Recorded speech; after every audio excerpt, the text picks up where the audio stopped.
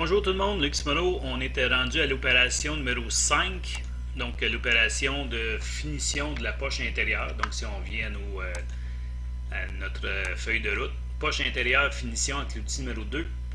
OK, donc c'est ce qu'on va faire dans cette opération-là.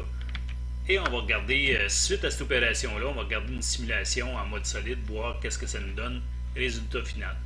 Donc on a une poche à faire, donc on a un autre outil. Et on veut usiner juste le remachinage par rapport à ce que l'outil numéro précédent il a usiné. Donc ce qu'on va faire, on va prendre l'opération numéro 4, on va cliquer sur le bouton droit de la souris et on va faire Copy After. Donc on clique, on glisse et on va chercher la poche intérieure en copie. Donc ce que je vais faire, c'est que je vais venir modifier les paramètres. Donc je sais qu'il faut changer d'outil. Donc je vais changer mon outil. Je vais aller chercher un petit outil de 4 mm qui est notre outil numéro 2 selon notre liste d'outils. Donc si on s'en vient ici, l'outil 2 c'est une fraise en bout 4 mm pour l'aluminium 3 flûtes. Donc on va aller chercher un outil de librairie, Select Library Tool, et c'est le 10505 qui est le 4 mm qu'il y a là.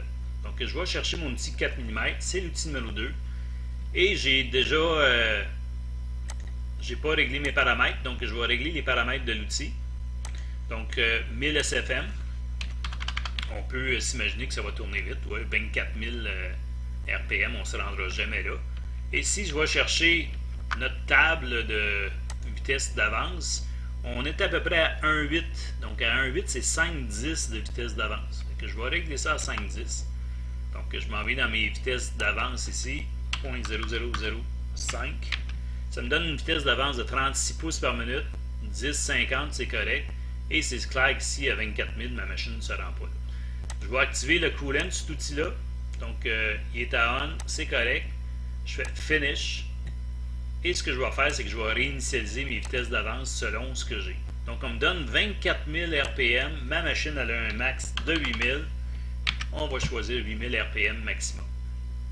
C'est une poche intérieure finition. Donc, je ne suis pas en ébauche. Donc, je vais mettre le commentaire de finition. Mon holder, ben, je vais prendre probablement un ER16 vu que c'est assez petit et je vais rentrer cet outil-là le plus petit possible, peut-être à 1,5 pouce, dépendamment de ce qui va rentrer dans mon collet.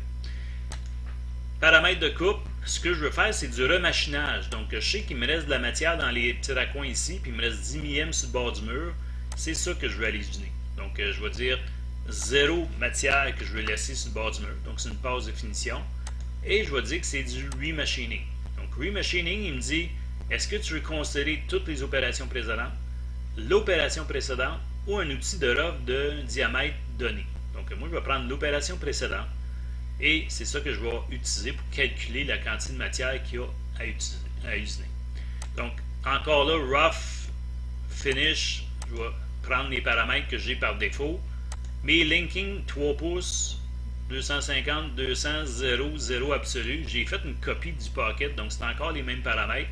Et mon coolant est activé également. Donc, je vais faire OK. Et je vais faire un recalcul de cette opération-là.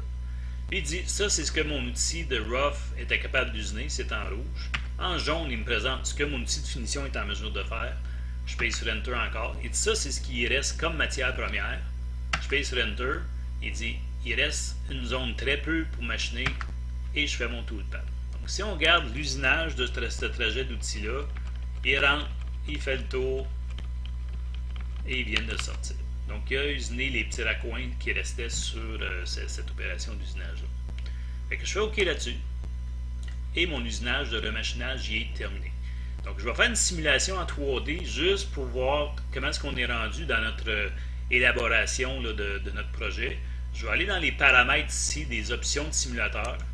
Et ce que je vais lui dire, c'est que j'ai une fixure, qui est mon étau, et la fixure, c'est sur le niveau 100. Je vais accepter ça. OK. Je vais choisir l'ensemble de mes opérations du premier côté que j'ai à date de fait, et je vais cliquer sur Verify Selected Operations. Donc, ma fenêtre de vérification va s'ouvrir avec mon étau qui est en place. Et ce que je vais faire pour les besoins de la cause, je vais aller sur Verify Color Loop pour voir chacun des outils, qu'est-ce qu'ils utilisent comme usinage. Je clique sur Play et je vais voir mon outil qui va usiner cette pièce-là. Donc, première passe d'ébauche, la passe de finition, le contour extérieur en ébauche, contour extérieur en finition, la poche intérieure en ébauche, la poche intérieure en finition. Donc on voit que je m'approche tranquillement à ma forme de pièce finale et je vois aussi que la matière qui me reste ici fait en sorte que je ne suis pas en train de toucher à mes mâchoires et je vais avoir en masse de matériel ici pour me tenir dans les tours sur le dernier montage pour surfacer ce qui reste en arrière ici et faire le labyrinthe de l'autre côté. Donc c'est terminé pour ce côté-là. On se revoit pour les prochaines opérations.